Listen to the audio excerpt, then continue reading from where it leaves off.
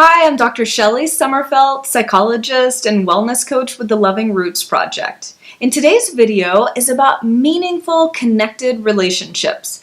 We are social beings who really need other people in our lives, whether you're an introvert or an extrovert. That just means you need a different amount of social experience than another. So for example, an extrovert may need a lot of people in their lives and a lot of social interaction, versus the introvert, only a few. But the point is, it really is about quality over quantity. We want to make sure that our relationships are happy, healthy, and meaningful. So here are some tips to help you do that. Number one, review your relationships and make sure they're healthy. It's inevitable that we've all had that person in our life who's very negative and maybe even toxic. So it's important that we're setting boundaries and limit our time with that person. One recommendation is to discontinue the relationship altogether. If a person is so toxic and they're really unhealthy in your life, it may be important to cut that relationship out. But if you're unable to, let's say that this is somebody at your work or a family member, then it's important to set those boundaries, limit your time with them.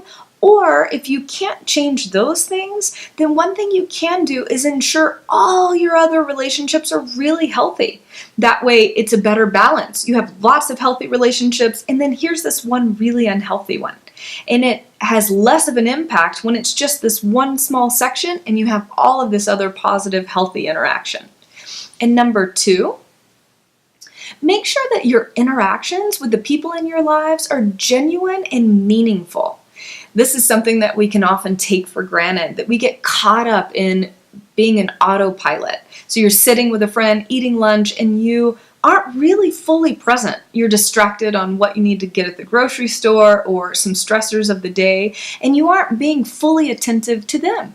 Relationships take nurturing. It's important that you also listen to what's happening in that person's life, that you're taking into account how they're feeling, that you're being mindful and present.